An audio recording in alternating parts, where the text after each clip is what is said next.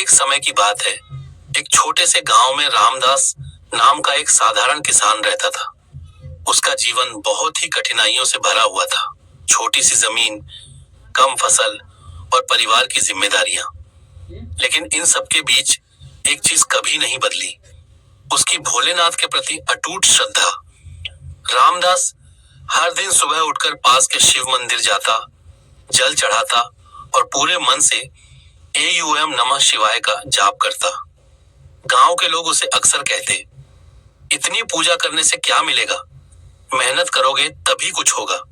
लेकिन रामदास मुस्कुराकर कहता, मेहनत भी करता हूँ और भरोसा भी रखता हूँ भोलेनाथ पर। एक साल गांव में भयंकर सूखा पड़ा। खेत सूख गए, फसल बर्बाद हो गई और लोगों के सामने खाने तक का संकट खड़ा हो गया। रामदास की हालत भी बहुत खराब हो गई। घर में अनाज खत्म होने लगा। बच्चों के चेहरे पर चिंता साफ दिखाई देने लगी।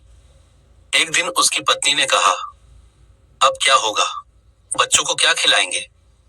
रामदास ने शांत स्वर में जवाब दिया, भोलेनाथ सब देख रहे हैं, वे जरूर कोई रास्ता निकालेंगे।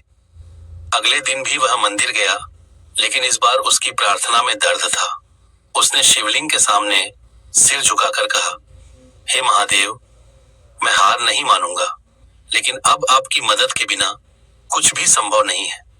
दिन बीतते गए, लेकिन हालात और बिगड़ते गए।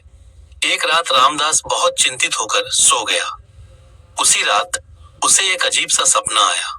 सपने में एक जटाधारी साधु उसके सामने प्रकट हुए। उनके शरीर पर भस्म लगी थी, गले में रुद्राक्ष की माला और आंखों में अपार शांति। साधु ने कहा, कल सुबह अपने खेत के बीच में खोदना, वहां तुम्हें समाधान मिलेगा। रामदास अचानक जाग गया। उसका दिल तेजी से धड़क रहा था। उसने सोचा, क्या यह सच था या सिर्फ एक सपना? लेकिन उसके मन में एक विश्वास था, यह कोई साधारण सपना नहीं था। सुबह होते ही वह अपने खेत में गया और उस जगह पर खोदने लगा, जैसा उसे सपने में बताया गया था। गांव के लोग उसे देखकर हंसने लगे। अब खेत में क्या ढूंढ रहा है, यहाँ तो कुछ भी नहीं उगेगा। लेकिन रामदास बिना कुछ बोले खोदता रहा। कुछ देर बाद उसकी फावड़ी किसी कठोर चीज से टकराई।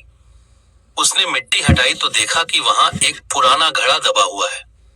घड़ा निकालकर जब उसने खोला तो उसकी आंखें फटी की फटी रह गईं। उसमें सोने के सिक्के और कीमती गहने भरे हुए थे। रामदास की खुशी का ठिकाना नहीं रहा। उसने तुरंत आसमान की ओर देखा और कहा, हे भोलेनाथ, यह आपकी ही कृपा है। यह खबर पूरे गांव में फैल गई। जो लोग पहले उसका मजाक उड़ाते थे, अब हैरान थे। सभी उसके पास आए और पूछने लगे, यह कैसे हुआ? रामदास ने मुस्कुराते हुए कहा, यह भोलेनाथ की लीला है। जब सब रास्ते बंद हो जाते हैं, तब वही एक नया रास्ता खोलते हैं। लेकिन कहानी यहीं खत्म नहीं होती। कुछ दिनों बाद गांव में एक और समस्या आ गई। पास की नदी अचानक उफान पर आ गई और गांव में बाढ़ का खतरा मंडराने लगा। लोग डर गए और अपने घर छोड़कर भागने लगे। रामदास भी अपने परिवार के साथ निकलने वाला था, लेकिन तभी उसे वही साधु फिर दिखाई दिए। साधु ने कहा, डरो मत, गांव को कुछ नहीं होगा। रामदास ने उन पर विश्वास किया और गांव वालों को भी रोकने की कोशिश की, लेकिन कोई उसकी बात मानने को तैयार नहीं था। अचानक आसमान में तेज बिजली चमकी और जोरदार बारिश शुरू हो गई। नदी का पानी तेजी से बढ़ने लगा। सभी लोग घबरा गए। तभी एक चमत्कार हुआ। नदी का पानी गांव के किनारे आते ही खुद ब खुद दो हिस्सों में बंट गया, जैसे किसी अदृश्य शक्ति ने उसे रोक दिया हो। पानी गांव में घुसने के बजाय किनारों से बहता हुआ आगे निकल गया। यह दृश्य देखकर सभी लोग स्तब्ध रह गए। किसी को अपनी आंखों पर विश्वास नहीं हो रहा था। रामदास ने तुरंत समझ लिया, यह कोई और नहीं, स्वयं भोलेनाथ की लीला है। अगले ही पल वह साधु फिर से प्रकट हुए। इस बार गांव के कई लोगों ने भी उन्हें देखा। साधु ने मुस्कुराते हुए कहा, जब विश्वास सच्चा होता है तो मैं हर संकट में अपने भक्तों के साथ खड़ा रहता हूँ। इतना कहकर वह साधु धीरे धीरे अदृश्य हो गए। अब किसी को कोई संदेह नहीं रहा, यह स्वयं भोलेनाथ थे। उस दिन के बाद गांव पूरी तरह बदल गया। लोग सिर्फ अपने स्वार्थ में नहीं, बल्कि भक्ति और सच्चाई के रास्ते पर चलने लगे। मंदिर में हर दिन भजन कीर्तन होने लगा और सभी के मन में भोलेनाथ के प्रति गहरी श्रद्धा उत्पन्न हो गई। रामदास अब पहले जैसा साधारण किसान नहीं रहा था। वह पूरे गांव के लिए आस्था और विश्वास का प्रतीक बन गया था। लेकिन उसके भीतर आज भी वही विनम्रता थी।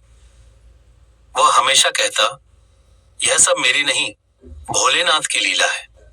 उन्होंने मुझे सिर्फ एक माध्यम बनाया है। इस घटना ने सबको एक गहरी सीख दी। जब इंसान सच्चे दिल से भगवान पर भरोसा करता है, तो वह असंभव को भी संभव बना देते हैं। भोलेनाथ की लीला को कोई समझ नहीं सकता। वह कब, कैसे